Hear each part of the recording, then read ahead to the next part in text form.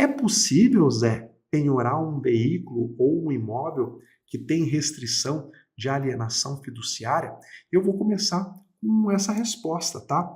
Para poder responder para você, primeiro a gente precisa analisar de forma bem simples o que é um contrato que tenha uma garantia de alienação fiduciária. O que isso representa à luz do direito civil, à luz do direito das obrigações, né, que trata das relações contratuais. Vamos lá.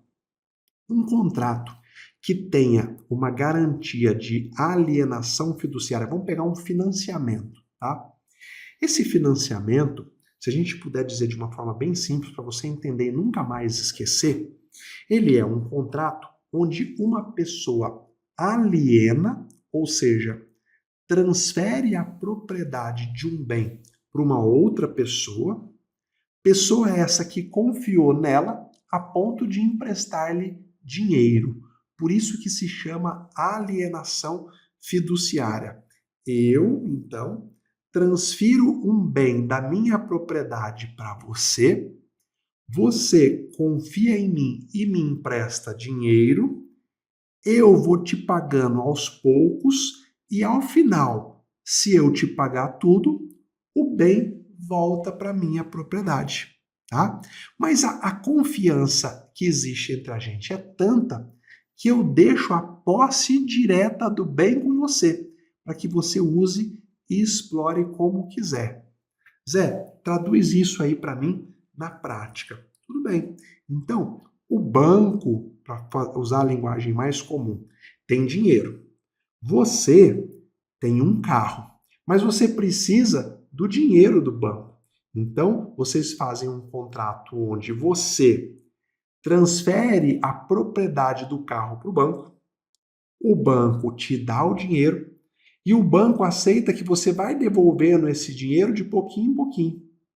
Mas o banco confia tanto em você que ele fala assim, ó, o carro é meu, mas pode ficar com a posse, vai usando esse carro. No final, se você me devolver todas as parcelas que nós contratamos, eu devolvo a propriedade do carro para você. Veja, meus queridos, se o devedor, tá? O devedor tem a posse de um bem que é objeto de um contrato garantido por alienação fiduciária, significa que ele não é dono, tá? Então, se o bem não é dele, não pode ser penhorado. Recapitulando, o banco, ele é o proprietário do veículo. Ele deixa aquele que pegou dinheiro emprestado com a posse do bem.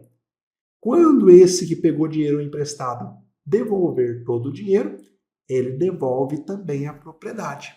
Ora, se você descobriu que o seu devedor tem a posse de um bem por conta de uma alienação fiduciária, você não pode pedir a penhora do bem. Por quê? Porque o bem não é dele, o bem é do banco. Ele só tem a posse e ele tem direitos contratuais. Por isso que aqui vem a grande jogada. Zé, se o meu devedor ele tem a posse, mas ele não é dono, então eu não posso penhorar o veículo. Tudo está perdido? Absolutamente não. Grava aí, ó, na sua memória, na execução, só não recebe quem desiste, tá? Você vai aprender comigo a nunca desistir, você vai estudar e encontrar uma alternativa. Se eu acabei de te dizer que o devedor, ele tem a posse, não tem a propriedade, que é do banco, mas ele tem a posse desse veículo e ele tem direitos contratuais com esse banco, é possível você penhorar os direitos contratuais que o devedor tem em relação a esse contrato de alienação fiduciária. Tá bom, Zé, mas que direitos são esses e como é que eu faço isso na prática? Porque na teoria parece tudo muito lindo, mas como é que eu faço na prática, né? Então vamos lá. A partir de agora eu quero que você entenda que sim, é possível você penhorar os direitos que o devedor tem naquele contrato firmado com a instituição financeira e garantido pela alienação fiduciária. Tá bom, Zé, mas que direitos são esses? O meu devedor tem qual direito que eu posso penhorar?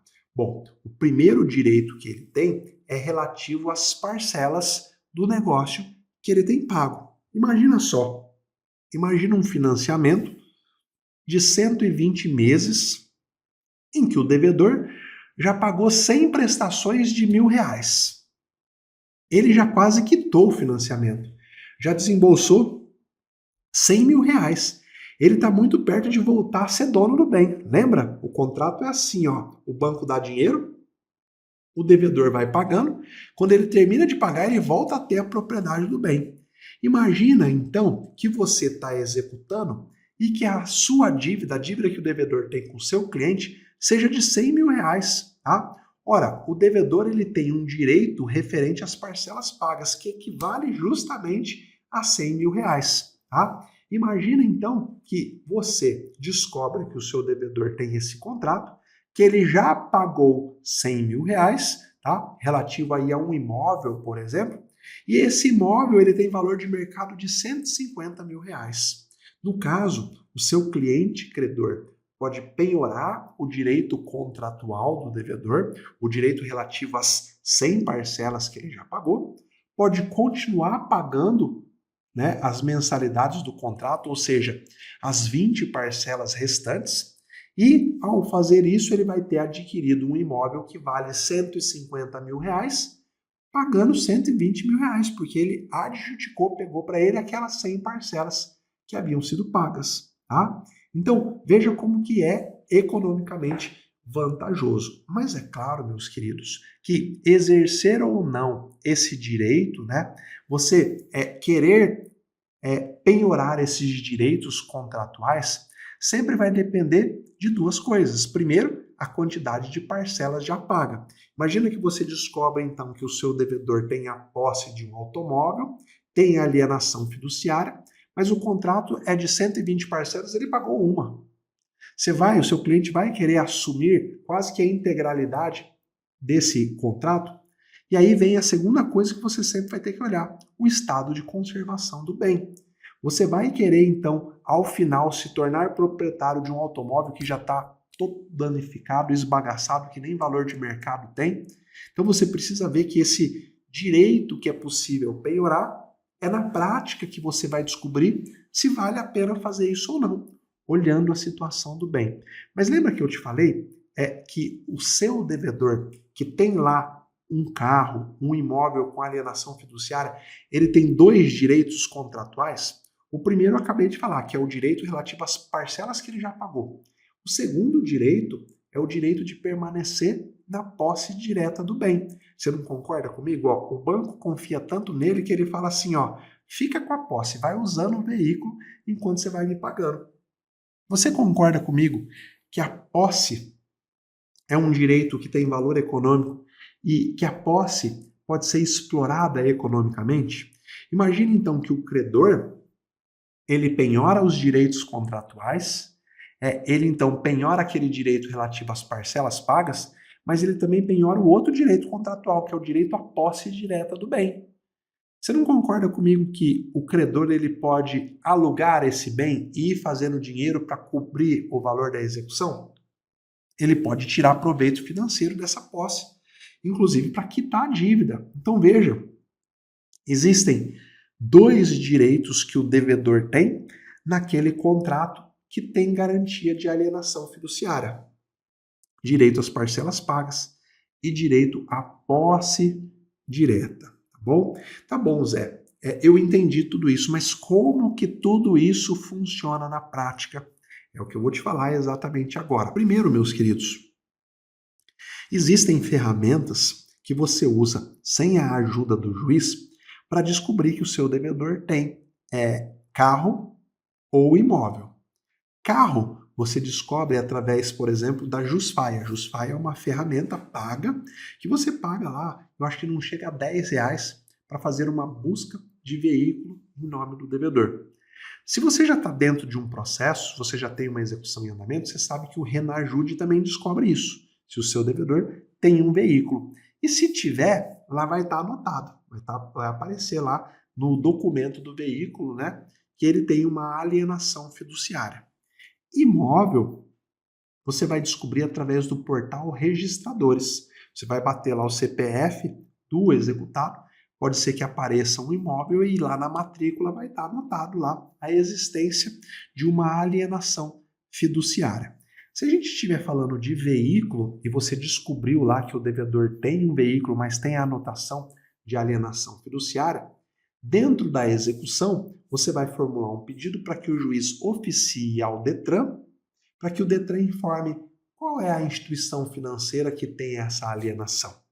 Por quê? Porque isso não aparece lá no documento ainda.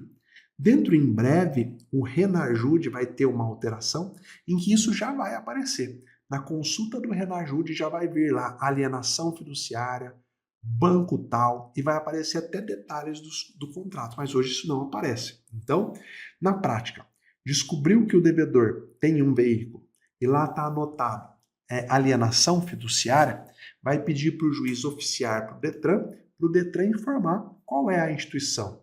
É o Banco do Brasil? É a Caixa Econômica? Qual é a instituição que tem essa alienação? Tá? Essa informação, como eu disse, ela ainda não aparece no Renajude, mas em breve vai aparecer.